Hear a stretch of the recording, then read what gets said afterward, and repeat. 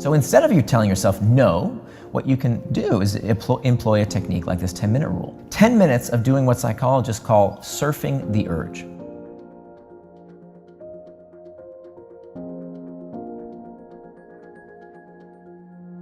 Why do we do things against our better judgment? I mean, this is an age-old question. When we know what to do, why don't we just do it?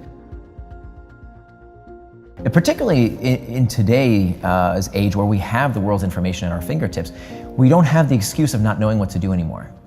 Who doesn't know basically how to lose weight? What we're lacking is the ability to follow through. We're lacking the ability to avoid distraction. Getting ahead in life is not just about doing the right things. It's about avoiding not doing the wrong things. So let's start with defining what we mean by distraction. So the best way to understand what distraction is to understand what it is not. So the opposite of distraction is not focus. The opposite of distraction, if you look at the etymology of the word, the opposite of distraction is traction. They both come from the same Latin root, meaning trahare, which means to pull. Traction is any action that pulls you towards what you want to do, things that you do with intent. The opposite of traction is distraction, anything that pulls you away from something that you didn't plan to do, or that you plan to do, something that you are not doing with intent. We have two things that move us towards traction and distraction. We have what's called an external trigger or an internal trigger. External trigger is what kind of everybody blames on distraction, right? It's the pings, the dings, the rings, anything in your environment that prompts you towards traction or distraction. Now, they're not inherently bad. These tools are not somehow evil. If a notification on your phone says, hey, it's time to wake up and hit the gym, or it's time to go to that meeting, or it's time to do the thing you plan to do, it's moving you towards traction. So those are the external triggers, but it turns out, even though we love to blame those things, we think that that is the root cause of the problem. In fact, the psychology of distraction goes much, much deeper. That most distraction, it turns out, is not spurred by the external triggers at all. Most distraction does not start outside of us, but rather starts from within. That the root cause of why we become distracted is because we feel these internal triggers, these uncomfortable emotional states that we seek to escape. So if we're going to answer Plato's question of why do we get distracted, why do we do things against our better judgment, we have to start one layer deeper with first principles of why do we do anything? What's the nature of human motivation? And when you think about it, most people will tell you some version of carrots and sticks, that it's about the pursuit of pleasure and the avoidance of pain. This is Freud's pleasure principle. Yeah. But neurologically speaking, that's not true. That in fact, we do not do things in the pursuit of pleasure and the avoidance of pain. That neurologically speaking, we only do things for one reason, and that is to avoid discomfort.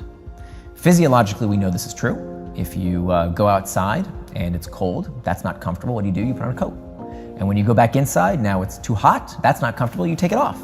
If you're hungry, you feel hunger pangs, you eat. And when you're stuffed, oh, that doesn't feel good, you stop eating. So physiologically, we feel this all the time. This is called the homeostatic response. The same rules apply with psychological sensations, not just with physiological sensations. So when you're feeling lonely, check Facebook. When you're uncertain, you Google. When you're bored, check the news, check sports scores, check Reddit, Pinterest, whatever. All of these things cater to these uncomfortable sensations. So that means if all human behavior is spurred by a desire to escape discomfort, that means time management is pain management. So this was a study done by Timothy Wilson where they put people in a room and they said there's nothing in this room to do except for we're going to put a band on your arm and it's going to be connected to a button that you can press on. This button will give you a painful electrical shock.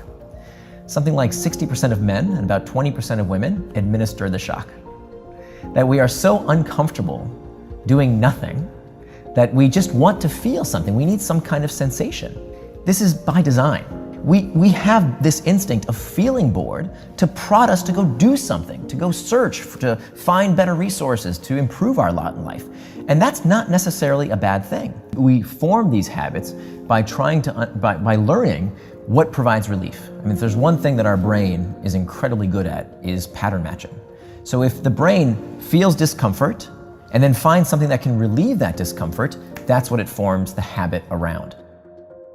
One of the things that people do that doesn't work is strict abstinence. Now, strict abstinence is when you tell yourself, I am not going to do that thing, right? Just say no, like Nancy Reagan told us in the 1980s. And it turns out that strict abstinence for many behaviors backfires, particularly behaviors that are very difficult to avoid completely. How do you abstain from food if you're on a diet? We have to eat. How do you abstain from technology these days? I mean, it's imperative to do our jobs. We can't just say, stop using email for 30 days, you'll lose your job, you'll get fired. When we do abstain, when we tell ourselves, no, absolutely not, it's almost like pulling on a rubber band. That when you pull on a rubber band and you stretch it, and you let go, it doesn't just go back to where you started, it ricochets even further. And that's what happens when we employ strict abstinence. We tell ourselves, don't do it. Okay, fine, I'll give in. And that sensation of relieving the discomfort of telling yourself not to is itself pleasurable. This is a big reason why smokers get addicted to cigarettes. Smokers, when they are mindful about the experience of smoking, they actually rate it as not pleasurable. It's stinky, it's not very pleasurable. There's nothing inherently pleasurable. Nicotine does make you feel a certain way, but many smokers don't actually report it makes them feel good, it just makes them feel something. What gets them to keep smoking is not only the physiological effects of the nicotine, what more so gets them addicted is telling themselves, don't do it. Finally, I smoke. And now I'm relieved of the discomfort of having to tell myself, don't do it.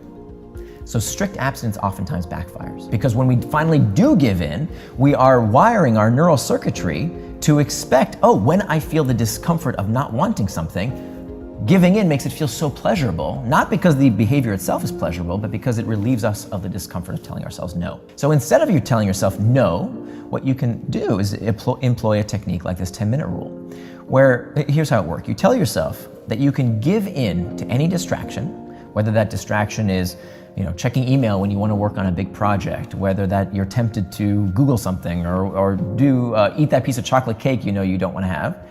You can give in to that distraction in 10 minutes. 10 minutes of doing what psychologists call surfing the urge. When it comes to these uncomfortable emotional states, we know that emotions don't last forever. In the moment, we think they will last forever. That's how the brain spurs us to do something about it, right? It spurs us to action by making us think, I don't want to feel this way anymore. But logically, rationally, when we think about it, emotions are like waves. They crest and they subside. So we can surf these urges like a surfer riding a wave. So for 10 minutes, what I oftentimes do, I'll take out my phone, I'll say, set a timer for 10 minutes, I'll put my phone down. And my job for those 10 minutes is to simply reflect on that sensation and talk to myself the way I would talk to a good friend, with self-compassion. So what many people do when they tell themselves no, when they try and not get distracted, they fit into two buckets, the blamers or the shamers. The blamers say, it's my phone that got me distracted. It's Facebook, it's YouTube, it's Slacks. That thing got me distracted.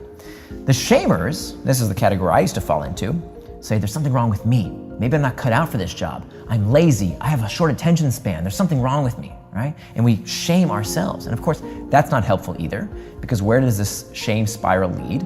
It causes more internal triggers, which makes us even more likely to seek a distraction to escape that uncomfortable emotional state. So how do you diffuse it? You don't become contemptuous, you become curious. So for 10 minutes, your job is to reflect on that sensation, to feel that sensation with curiosity rather than contempt, or to get back to the task at hand. And 9 times out of 10, by just setting that 10-minute rule and saying, I can give into that distraction, I can have that chocolate cake, I can go check my email or Google or whatever it is that I am tempted to do, but in 10 minutes. It's an incredibly effective and simple technique.